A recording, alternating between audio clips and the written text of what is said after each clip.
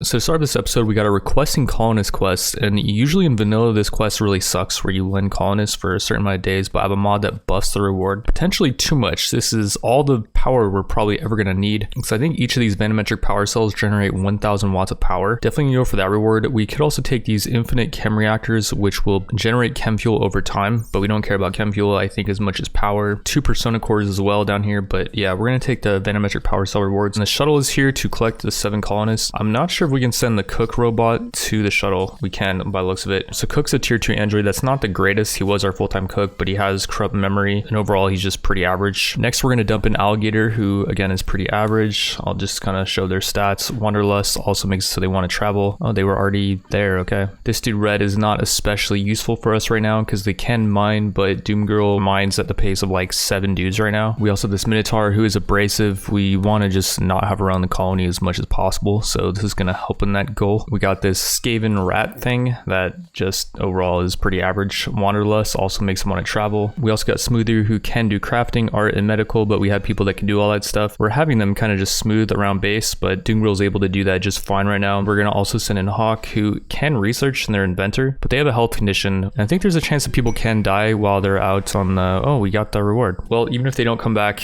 we'll gladly trade those people for these Vanometric power cells. We'll bring them inside so they don't get stolen or whatever. And we currently haven't researched anything that requires electricity yet, but we're about to research Blood Benediction, which is a very powerful tech. It looks like only Rebians can research this tech, which is gonna suck because it's a 2250 tech, and Sapphire only has 3 intellectual. We can boost her research stats a little bit. Oh, we can give her Doomgirl's armor as well, which gives plus 100% global work speed. And this UAC nanocarbon suit also increases global work speed by 15%. Sapphire is now researching this tech pretty quick. We should be done within the next day or so. And we can boost her research speed even more by increasing her soul reap level up to 5. I think we need 8 bloodstones total for that, and we're about to get raided, so we can sacrifice those corpses for more bloodstones. And that should give her like 5% extra manipulation. Not a huge boost, but every little bit does help. Speaking of things that are going to help, we got a combat supplier outside of our base, and they have this Persona Gauss Magnum, which is an insanely good weapon. It can pierce through targets and can do friendly fire, so we got to be pretty careful with that. But since it's Persona, I think its damage is increased, and its traits are really good. Kill happy, increase the mood of whoever gets a kill with it, and Freewielder makes it so anyone can use it. It does not bond with anyone. Also, it has increased accuracy with the fact that it's excellent quality, and yeah, we should definitely buy this plus all their spacer ammo. We'll sell them all these components because we don't need them.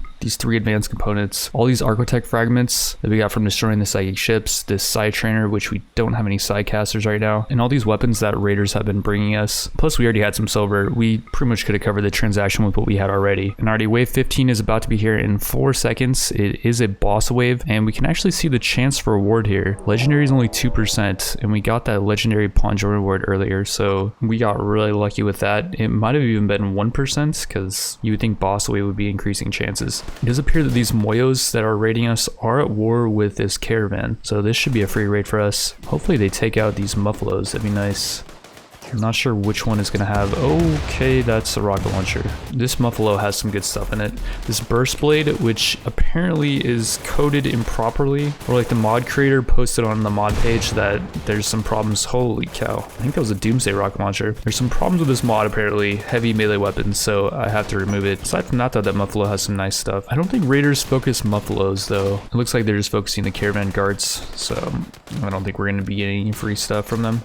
Unless, oh my goodness, there's all the silver. 6k silver just dropped by that Muffalo. I did not see that. I think it accidentally hit the Muffalo with that rocket launcher. As a reward, poor pawn join. Do we really need a poor pawn? I'd say we just take the pawn join. Even though they're only up to 50 combat points, they could still be decent. I'm already seeing that he's in mental break at 50% mental break. He is physically adept though, which is pretty good. We could turn this guy into a fighter class, and he's the Beastman race, and he does have 15% armor. I think there's dumber, like, yeah, they only have 50% base global learning rate, so it's gonna be hard to increase his stats, but overall this guy should be pretty good. One of the Moyo raiders also got knocked out, but she really sucks. Like, she has no passions for anything. She hates doing stuff, and she's overweight, which lowers her global work speed. Like, she overall sucks. But one thing we can do with her is convert her to our ID Legion, and that has been giving us development points. We're now up to 10 and we can reform our ID Legion. Oh, and Ogawa just got inspired recruitment, so we can recruit this dude over here, So Hullets, right now if we wanted to, and he's a good researcher.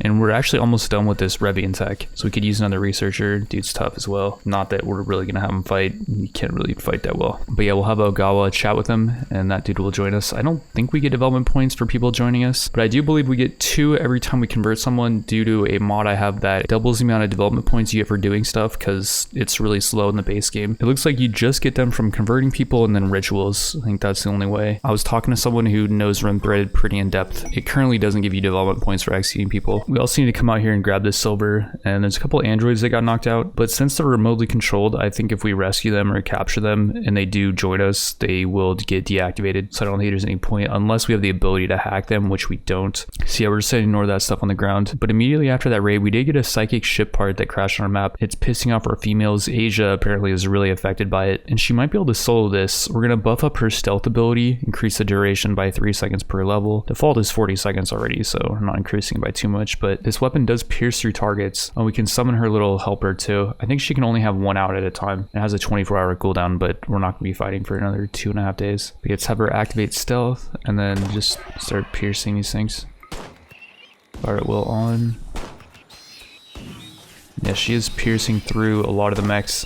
We need to make sure that her stealth does not run out. It's got 1 hour actually. So looks like we're okay. And we knocked out that thing's gun. Very nice. We are using spacer ammo for each shot, but I'm not consuming that much. Just 1 per shot. Seems like a really effective weapon. Oh, her stealth ran out. Oh no, no, no, no, no. She has really good armor, so I'm not too worried about it. There's only 1 Lancer left with a gun. Maybe we can just shoot out its gun. This is risky.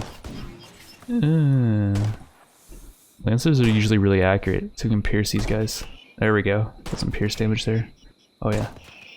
We got the kill. Let's see if we need a double kill. Nice. Pierced. Pierced again. Double kill. That's what's up. Doing that didn't even consume a full clip. And we have like 800 spacer ammo, so I'm not too worried about it. Could also use anti-armor on this Lancer, which does still have its gun. These other ones don't. It's not in line of sight, I guess. Oh, dude, this gun's sick. Anti-armor. Got it stunned. Disabling shot. I don't think disabling shot actually works on the thing. Okay, cool. We knocked him out. We'll now get Doomgirl out here with the chainsaw to chop up this psychic ship part. And that's some free materials. Advanced component, 10 plasteel, 15 of these architect fragments, which have a value of 41 a pop. So we finished researching the Revian tech, and we're now researching smithing. I forgot what the other 2 options were, but smithing is really important, so there wasn't really a question of like what we should do there. We can now try Bonewalker creation. Tools is also kind of cool, but it doesn't really unlock that many cool tools. And I want to try making Bonewalkers. I've had this mod for a while, and I've never gone into it, so let's do that. Since we researched that Revian tag earlier, we now have a new use for bloodstones. For 8 bloodstones, we can boost our sword up to 5 for 5% more movement and manipulation and 5% less incoming damage. We can also turn these bloodstones into red haze, a really powerful drug. Not only does taking this stuff replenish the rest meter, it does serve as, I think this is a more powerful luciferium. I guess it doesn't increase sight, but it increases pretty much everything else. And we're definitely going to give that stuff to our best fighters. Doomgirl is going to take some as well, as if she needs more movements. She's moving almost 19 movement speed. She is very fast on our smooth floors. She is gliding. In order to get more bloodstones, we got a tribal raid coming in here, and I completely forgot about these half dragons. They make these tribal raids actually kind of difficult. We're gonna just start trying to pierce these guys, and let's see if we can get into the clump of them. Not getting a whole lot of piercing right now. Also got to be aware of her shadow cloak duration. Oh, that was a really good pierce right there. Very nice. And yeah, those half dragons did tank a lot of the traps. I wasn't really thinking about that when I was preparing for this raid. Let's get out of there, Asia. Hopefully she doesn't get casted on while she goes out of invis. Let's try to take out some of their casters. Like that dude. Very nice. And yeah, I have like 3 mods that I think are increasing the strength of these tribal raids. They have these AoE fire grenade things that are annoying, where elephants are getting set on fire. Okay, you guys just... Okay, elephants just run. I set them up a new area. Yeah, this fire is actually going to kind of work in our favor, though. It's going to start setting these things on fire, which is always good. Ghost shot on this thing. It's a Thrumkin. We got an elephant in here that's kind of just helping us out. I'm just kind of waiting for Shadow Slayer to come back up. It has kind of a long cooldown. I'm also waiting for these guys to burn themselves up, which it looks like that's what they're gonna do. Yeah, they're just gonna walk over their own flame. And Kana probably don't want her in line of sight because she has no armor. Maybe we could open up this door, let these guys come in here. I just don't want Doomgirl to get casted on. Maybe Doomgirl can actually come back around here and get behind these guys. Oh, there's still a lot of them. None of these guys are casters on here though. I'm not seeing, except for this guy. Let's take out that person. This person's a caster as well. Take them out. If we're in melee of them, like they won't cast. Oh, this person's a caster. Okay, get out of there. Oof, this is sketchy. Okay, they're running. Phew. Laser weapon drop, component drop. Don't care about components. Tornado generator. Crap, Doomgirl's in a bad spot. Take the laser weapons, I guess. Kinda want the tornado generator though. I want to test it out. Let's do the tornado generator. 15 advanced components is a lot, I will say. But we have nothing to do with them right now. And do keep in mind, since these guys are running, they will not cast on us. So we don't have to worry about that anymore. That's like 90% of the threat really is some nasty casted ability. Party time, okay, very nice. We lost, I think, one elephant, and then all of our crops are gonna burn up. And there's some animals over here that are burning up, but whatever. And would you look at that, our next tech is electricity, which is obviously a huge tech, and we already have electricity set up. We just need stuff to power, like electric drug labs, smithies, stonecutter tables. So we got 8 seconds until the raid, and what I didn't realize is it's double trouble, so we're getting this overpowered faction double, basically. One thing we could also do is use achievement points. Yeah, I don't think it's gonna work. We set up Vitula, just tanked a good amount of our traps, and it did not even hurt her, like at all. These guys are actually gonna break through our plasteel door, maybe. Yeah, this faction, she's gonna tank every trap, so whatever we lose, I guess. It is what it is. We can also use achievement points to try to do some stuff, like, I don't think we can summon a raid. Yeah, we can't. Summon a trade caravan. I'm not sure if these guys are even going to go for that trading caravan. Close the door and see. I was going to say we could also start setting things on fire. Like, I was going to set this maze on fire, but I kind of forgot about that. Then Asia can start trying to pierce these things. She actually can hurt them by the looks of it. Not that badly, though. She's doing 2 damage on each shot. These things don't have any range attack, though, so that's good. I don't know what they're doing exactly. They're just kind of sitting there, and there they go. And they're still just sitting there. I don't really know. You could have Kana also try to set this area on fire, and if we could get like some kind of chain reaction going. Oh god, Constantina is in here with her gun. She's wanting to know. I mean, we just have to tank it. Shadow Slayer, actually. Maybe we could start killing these things with this Gauss thing. Oh god. She got stunned? Why? Her leg was destroyed. From what though? She was in Viz. Well, she's gonna bleed out in 7 hours, so I guess we auto lose? I don't know. This faction's just busted, dude. I would not recommend playing with it.